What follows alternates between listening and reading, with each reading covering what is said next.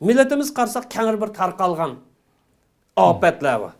Muşu Allah'ın cazasıga sebep bulavatkan. Bunun qatarındaki mesela en meşhurunu qılğasak itiqadi münafıqlık. En çoğun illetin birisi itiqadi. Müslüman deydi ama itiqadi mustahkem durmaydı. Kafir bilen, ya kafir demeyin, düşman bilen, zalim bilen, tacavuzcu bilen apak-çapak ola alaydı. Hemkarlaşa alaydı. Bunu itiqadi münafıqlık deyimiz. Siyasi hainlik. To'xtamay chaqimchilik qilgan, xabar sotadigan, qaysi birisi burundan tatib hozirgacha bu hainlik, sotqinlik. İdeya buzg'unchiligi yoki ideya buzuqchiligi. İjtimoiy bo'linish. O'zininki bir butun kimligida mustahkam turolmaslik. İslamning qimmat qarash prinsiplarida uningda mustahkam turolmaslik. Axloqiy buzilish yoki axloqiy chiriklashish. Mustamlikchi dushmanni dushmanim deb qaramaslik. Mustamlikchi dushmanni dushmanim deb qaramaslik.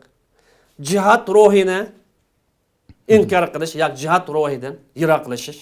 Bu musulmonning hayoti to'xtamay boshdan oxirigacha jihad. Hamkorlasholmaslik, ichki urushlar burundan tortib hozirgacha bo'lgan, mayli siyosiy urush bo'lsin, mayli qurolliq urush bo'lsin, yana bir urush bo'lib qolsin. Mushularning hammasi millatimizning bugungi kunlikda beshidan kechirib o'tgan musibatninki, qirg'inchilikning, xafalikninki asosiy omil musamil. Qur'on Karim bu vaqt nima deydi? Taximmi? Ba'zanlar bugün boshqa Qur'on nima deydi? Qultum anna hada. Biz qanday olab mushkuni qoldik. Qanday olab mush holat kep qoldik deysizlar? Cevabı özəngdən soradı. Qul huwa min indi anfusikum de. Səbəbçisi səndir. Muş işini tərğəni səndir. Muş işini beşinə tərğəni özəngdən soradı. Allah bəndisi zulüm qılmaydı. Allah mümin, musulman bəndilerininki bəndilerinə zulüm qılmaydı. Davamlıq yardım bildi. Amma xapılığın tərvatqını, məhkumluğun tərvatqını, musibətin tərvatqını, cazanı, balanı özü söylep qılıvatqan kimsə özəngladır. Bu Kur'an'daki eni ko'rsatmas. Şuna bu vatanimizdeki mahkumlik tushişi, milletimizdeki irqiy qirg'inchilik, xo'rlikqa va yaqinqi zaman burun tortib irqiy qirg'inchilikni beshidan kechirishi bu masalani normal qilib aytsak sinoq deb to'kdimiz. İptilar. Menimcha buni sinoq degandan bekrak qilgan ishlarimizniki. Qilgan ishlarning natijasi. Yani qilgan ishimizning bo'lsa islomning qimmat qarashida ko'rsatmalarida amal qildik, biz amal qilmadik. Xoinlikni uchiga chiqishga terdi. Ma bizning millat xoinlikni men aniq bilmayman, statistikasi. Persani sundirib qolib qolsa 5-10% yetib qoladi. Balkim ba'zilarning farzida uningda mijiq deydi. Millat eng cho'ng illat sotqinlik va millat. İslamning ko'rsatmasiga amal qilmaslik, siyosiy xoinlik, ittifoqsizlik sababidan kelgan jaza, bala, musibat, xafalık desek, sınaq deb ötep ketkendir. Menimcha bu uyg'urroq bo'lishi mumkin. Xo'sh. Sınaq deb o'tmak oson. To'g'ri, Alloh taolo bu dunyo hayotini liyabluvakum ayyukum ahsanu amala sınaq deb yaratdi. Sınaq. Bu bizning hayotimiz 2 asr mobaynida oldi keyin o'la. Necha qatim ko'rashlar bo'ldi, necha qatim jihad bo'ldi, necha qatim mujadil bo'ldi, oldi keyin. Ama millet karakterlik bir uyg'unish, millet karakterlik mas'uliyat tuyg'usi, millet karakterlik angliq bo'lish, millet karakterlik davlat hukmi shakllanmadi. Demak, bu yer mas'uliyat yani kimda bo'lsa, men millatning o'zi bor. O'zining liderlarini qadrlamadi. O'zininki yetakchilarni himoya qilolmadi bu millat. Olimlarni himoya qilolmadi bu millat. Natijada bo'lgan ahvol bu. Demak, bu yuqorqi İslamның ko'rsatmasiga amal qilmasak, siyosiy xoinlik, ijtimoiy bo'linish eng cho'ng mushxabliqniki, musibatniki yoki jazo qilishimizniki bu sabab. Yana degan vaqtimizda bir millatniki jazoga duchga sabab bo'lgan eng cho'ng illat, eng cho'ng gunoh nima degan bir savol chiqadi. Bir millatning, bir jamiyatniki jazoga Allohning jazosi tushgan eng cho'ng sababi yoki eng cho'ng gunoh emasi birlerinin özününki şəxsi amallığı ve şəxsi mənfəatindən ictimai məsuliyyətdən keçi. Bizim millətki ən çox illət, ən çox günah şəxsi amallığını özünün şəxsi mənfəatindən ijtimoiy, siyosiy xarakterdagi mas'uliyatdan qichish. Eng cho'ng sabab shu. O'zining shaxsiy manfaati, shaxsiy amalligida mas'uliyatdan qachish, zulmga sukut qilish. Ijtimoiy, siyosiy zulmga sukut qilish. Nima uchun qochadi desa? Shaxsiy manfaat. Shaxsiy manfaat. Zulmni nima uchun qarshi turmaysiz? Shaxsiy manfaat. Tajovuzchi dushman deb qarayanmaslik, mustamlikaga qarshi turishni bir iymoniy farz deb qarayanmaslik. Mana bu eng cho'ng sabab. Bizning millatda ba'mus bor, kangmo'tis kang. Uning qishi gap qilsam men xafalık qildi dedi.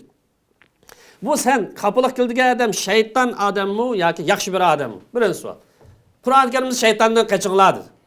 Mayli insoniy shayton bo'lsin yoki fikri ozg'in shayton bo'lsin qochinglar. Uning qishi gap qilsam men xafalık qildi dedi. Agar bu odam Alloh yaxshi ko'rgan avliyoulloh bo'lsa, Allah yaxshi ko'rgan solihlarning qatorida uning qiyindan, uning yanidan kimni qishib berasiz? U sizni to'g'ri yo'l boshlamdi, xato yo'lga boshlandi. Balkim ba'zanlarniki o'ziga tushliq o'zrisi, bahonasi, sabablari bo'lishi mumkin. Lekin normal holatdami? Bir ahlilim qarta, bir da'vatchi qarta, Qur'onni va payg'ambarni ko'rsatmiz yetkizgan bir odam qarta, mushkil tuyg'udagi insonlar mavjudmas. Siyosiy tashkilotningki yoki jihad ro'yil qilgan, men millat qutqizish uchun harakatlash lozim deydigan, uningdan Alloh burun yukadigan odamlar nurg'un odamlar. Men millatningki ruhi jiq o'lgan bir millat. Buni iymondan boshqasi turgizolmaydi. O falsafa, bu nazariya yoki o nima bu? Iymon ruhidan boshqasi bu millatni turgizolmaydi. Hozir dushmanimiz yoki Xitoyning qilayotgan eng cho'ng zarbasi mesela bu millatning ruhini o'tirish. Bu millatning ruhi olgan e'tiqod ruhini yo'q qilish. Buning uchun har turli fitna fasod, mayli vatanning ichida sirtida bo'lsin. Bu sirtidagi islom dushmanligi. İslamdan bir-birlab yo'qtish urinishlari. Qur'on haqidagi tuhmatlar, payg'ambarning ko'rsatmalari haqidagi tuhmatlar, islom o'limalari haqida fitna fasod hammasi vatanning o yerdagi dal davomi. Undan boshqa ish emas. Istixborotni o'ylaylar, Xitoy istixborot. Gerçi uningki tashrik zibzinatlar nima deyishdan qat'iy nazar. Bu millat mushahalat. Demek bir millatniki jamiyat xarakterlik musibatga, ofat, jazoga duch kelish sababi shaxsiy amalligi va shaxsiy manfaatni zulmga sukut qilish. Agar shaxsiy zulm bo'lsa, birisi mellalab olgan bo'lsa, ko'pincha uni sukut qilmaydi. Lekin ijtimoiy zulm, millatning hammasiga munosabatli, siyosiy zulm, buning kelgancha sukut qilish va o'zining dushmanini toniyanmaslik va bu bizga duch kelgan xafalıkningki asosiy tuguni ashad. Shunga millatimiz millat xarakterlik islomni qaytadan bir tushunmasa, sog'lom islomning ruhini tushunmasa, bir butun kimlik asosida islomiy milliy kimlik birlashtirib harakat qilmasa,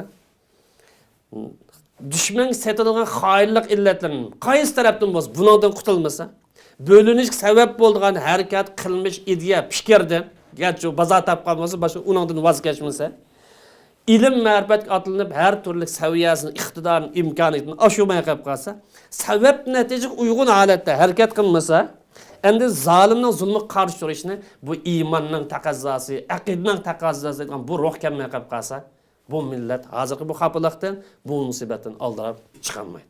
Ammo umidni uzmaymiz. Yo'lmush shu. Millat qachoniki iymonini mustahkam tuta olsa, fikrini isloh qila olsa, do'st dushman hukmini aqid ro'yiga aylantira olsa, bu vatan masalasiga mujohada qilishning bu iymonning taqozosi ekanligini tushunib yetsa, u vaqtida bu millatda yana umid bor. Buning yo'li ham umumiylik millat isloh qilish lozim. Aqida isloh qilish lozim, fikrini isloh qilish lozim, ibodatlarni isloh qilish lozim, dunyo qarshi isloh qilish lozim. Alloh tarafga qarab o'zini bir muhasaba qilish lozim. O'zini bir tekshirish lozim. Mana shu vaqt bu millat natija topa oladi. Chunki Qur'on Karim bu vaqtda va tubu ilalloh jamian ayyuhal mu'minuna la'allakum tuflihun. G'alba qilaysan umumiylik millat xarakterlik hammani tavba qilinglar. Hammani umumiylik o'zinglarni tekshiringlar. Hammani umumiylik o'zinglarni isloh qilinglar dedi. Allah haqiqiy shaklda yuqorida so'zlab o'tilgandek nurg'un sohalarda biz nurg'un programmalarimizda to'xtalyapmiz. İçimizdeki hatta reallıqımızın nazar programımızda mübahkiçik mazmunlarına toxtaldık.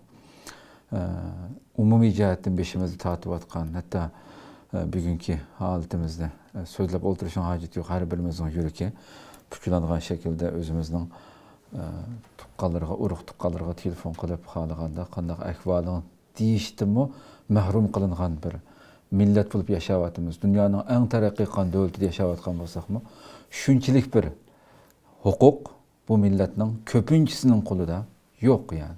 Aşında bir musibatni tatiyapmiz, hammamiz yuragimizdagini bilamiz. Şuna biz özümüzni o'ngshashga kerak bo'lgan bakchiq sohalar va har birimiz har sohadagi kishilar haqiqiy jihatda Allohning bizdan talab qilgan darajada mas'uliyatimizni ado qilib Allohga haqiqiy qaytmasak, o'zimizga qaytmasak, nurg'un masalalarimizniki özüm piş ağzım çöş. Ben hiç qanday narsamni özümni o'zgartmayman, ama sen bana qalbini, bana erkinlikni, bana huquqni bersen deb uşuqlik qilolmaymiz Allohga. Biz aldı bilan shuningga loyiq bo'lishimiz kerakki, shu Allohning rahmatiga, shu erkinlikka, shu hurlikka loyiq bo'ladigan darajada tirishchanlik, harakat qilgan vaqtimizda andin u Allohningki nusratiga, yordamiga erishganligimizni hech bir zaman unutmasligimiz kerak. Rabbim hammamizni shuningga muyassar qilsin. Shu tirishchanlikning ustida mangadiganlardan qilsin.